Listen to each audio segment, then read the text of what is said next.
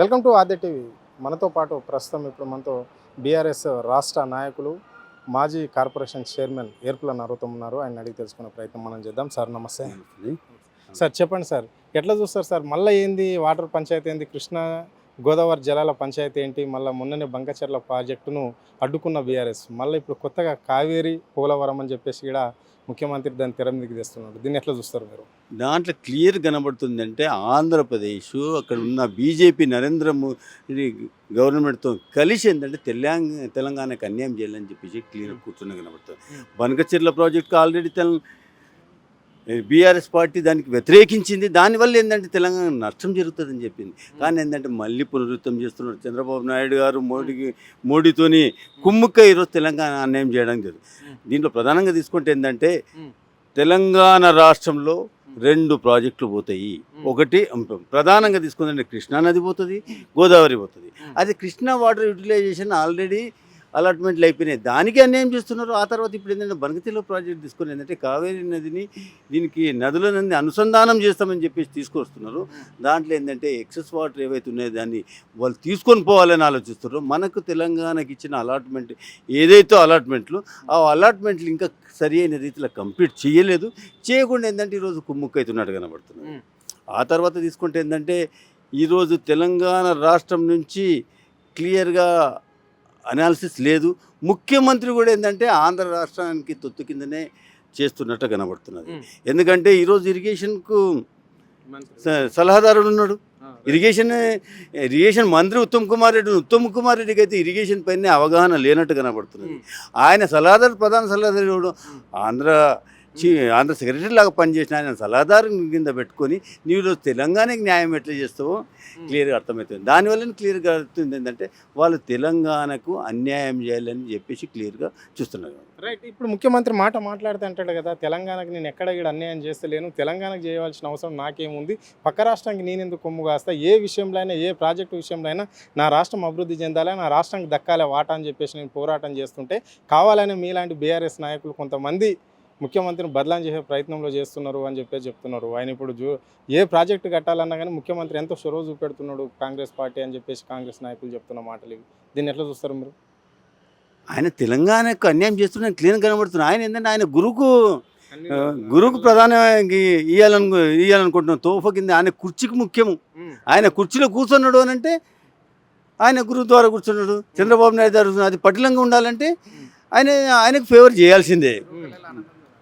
కాబట్టి ఈరోజు దాంట్లో తీసుకుంటే ఏంటంటే ఈరోజు కృష్ణా మీద ప్రధానంగా ఫస్ట్ వచ్చేది జూరాల ప్రాజెక్ట్ ఉంది. జూరాల ప్రాజెక్టుకి ఏంటంటే ఆల్రెడీ అక్కడ ఏంటంటే ఈయన ఏంటంటే మొన్న వాళ్ళు ఒప్పందం చేసుకున్నారు. 16 TMCలు కృష్ణా వాటర్లో ఇడిచిపెడతారంటే గోదావరిలో తీసుకుంటారంట. గోదావరిలో ఆల్రెడీ ఏంటంటే చంద్రబాబు నాయుడు అనుసంధానం కింద ఏంటంటే ఎక్సెస్ సర్ప్లస్ వాటర్ అంతా అక్కడ తీసుకుపోయి తయారైనాను అన్నప్పుడు ఈయన న్యాయం ఎట్లా చేస్తున్నట్టు. ముఖ్యమంత్రి స్వయాన్ని ఏంటంటే మహబూబ్నగర్ జిల్లాకు, ఆ జిల్లాకి ఏంటంటే సరైన రీతిలో అలాట్మెంట్ లేనప్పుడు తెలంగాణకి ఎట్లా న్యాయం చేస్తాడో అర్థమవుతలేదు. అది అసలు న్యాయం చేయాలనుకున్నప్పుడు నువ్వు ఆంధ్ర వాళ్ళని తెచ్చి ఎందుకు పెట్టుకున్నావు? నీ అడ్వైజర్ల కింద ఆంధ్ర వాళ్ళు ఎందుకు పెట్టుకున్నావు?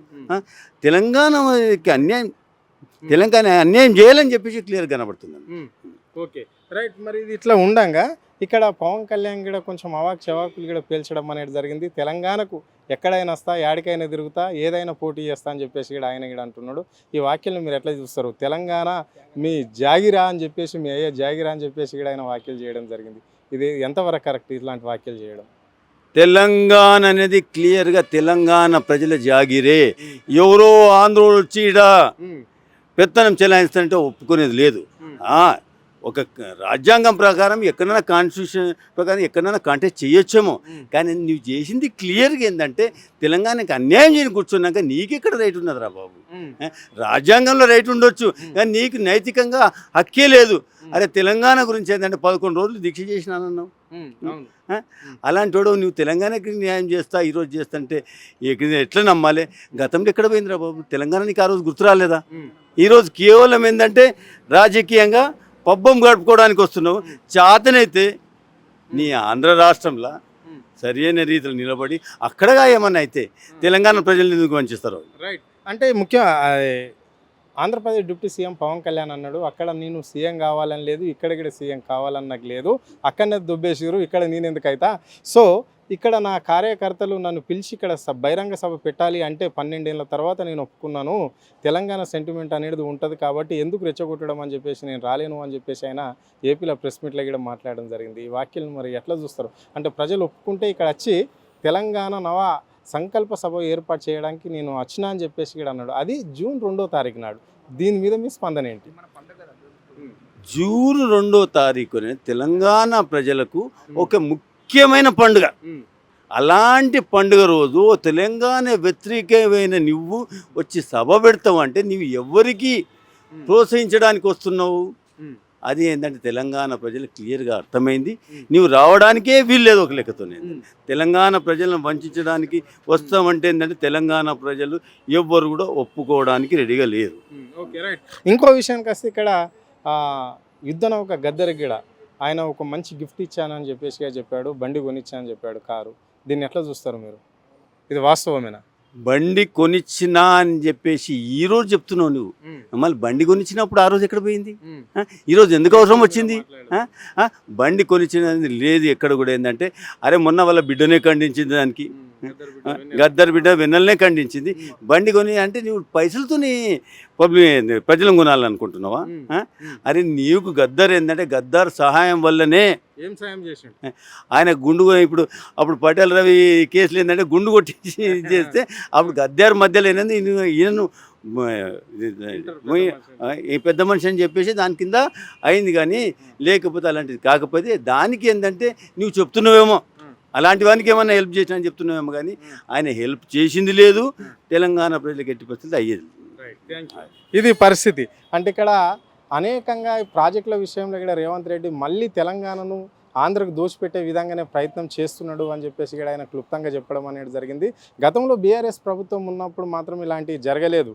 ఇప్పుడు మళ్ళా పోలవరం నుంచి కావేరీ నదికి పంపిస్తాం నీళ్లు అని చెప్పడంలో ఇక్కడ తెలంగాణ విపరీతంగా నష్టపోతుంది. కాబట్టి దీన్ని ముమ్మాటిగా మేము ఖండిస్తున్నాము అని చెప్పేసి కూడా ఆయన చెప్పడం అనేది జరిగింది. బంకచెర్ల ప్రాజెక్టు మళ్ళా పునరుద్ధీకరణ చేయడానికే ఇలాంటి పన్నాగం రేవంత్ రెడ్డి చేస్తున్నాడు. ఆయన వెంట ఉన్న సలహాదారులు కూడా ఆంధ్రకు సంబంధించిన వాళ్ళే కాబట్టి తెలంగాణను నిండా ముంచాలనే ఒక కోణంలోనే ఆలోచిస్తున్నాడు రేవంత్ రెడ్డి. కానీ తెలంగాణకు చేసింది ఏం లేదు అని చెప్పేసి కూడా ఆయన స్పష్టంగా చెప్పడం జరిగింది. ఇక్కడ నీళ్ల మంత్రికి అయితే ఉత్తమ్ కుమార్ రెడ్డికి అయితే ఏ మాత్రం కూడా ఈ ప్రాజెక్టుల పైన అవగాహన లేదు అని చెప్పేసి కూడా ఆయన కరాఖండిగా చెప్పడం అనేది జరిగింది. ఇంకో విషయానికి వస్తే ఏపీ నుంచి వచ్చి ఇక్కడ డిప్యూటీ సీఎం పవన్ కళ్యాణ్ గడి ఇష్టరాజ్యంగా మాట్లాడుతున్నాడు, అవాక్ చవాకులు పేలుస్తున్నాడు. ఇలాంటిది మళ్ళీ రిపీట్ అయితే మాత్రం బీఆర్ఎస్ పార్టీ కాదు, తెలంగాణలో ఉన్న యావత్ తెలంగాణ ప్రజలు పవన్ కళ్యాణ్ను తరిమించే రోజులు దగ్గరకు వస్తాయని చెప్పేసి కూడా ఆయన హెచ్చరించడం అనేది జరిగింది. గద్దర్ లేని వ్యక్తిని చూసి ఆయన భౌతికంగా లేని వ్యక్తిని పైన ఆరోపణలు వేయడం ఎంతవరకు కరెక్టు అని చెప్పేసి కూడా ఆయన చెప్పడం జరిగింది. పరిటాల రవి కేసులో నీకు మధ్యవర్తిగా ఉండి హైదరాబాద్లో నేను నుంచిండు, తిరగనిచ్చిండు, పరిటాల రవి నుంచి తప్పించిండు. కాబట్టి నువ్వు ఏదైనా ఆయన సాయం నువ్వు తీసుకున్నావు కానీ తప్ప కానీ నువ్వు కారిప్పించినా అని చెప్పేసి గతంలో చెప్పచ్చు కదా. ఆయన కుటుంబ సభ్యులు కూడా నిన్ను ఒప్పుకోవడం లేదు. ఎక్కడిది ఏ విధంగా గిఫ్ట్ ఇచ్చిండో చెప్పాలి అని చెప్పేసి వాళ్ళ కూతురు నిలదీసినప్పుడు మరి పవన్ కళ్యాణ్ ఎందుకు స్పందించలేడు అని చెప్పేసి కూడా ఆయన చెప్పడం జరిగింది. ఈరోజు గద్దర్ సాయం నువ్వు పొందినావు కానీ నీ సాయం గద్దర్ తీసుకోలేడు. ఇంకోసారి దళితులపైన ఆరోపణలు చేస్తే మాత్రం ఒప్పుకునేది లేదు అని చెప్పేసి కూడా ఆయన కరాఖండిగా చెప్పడం జరిగింది. కెమెరా పర్సన్ కళ్యాణ్తో అరుణ్, ఆద్య టీవీ, హైదరాబాద్.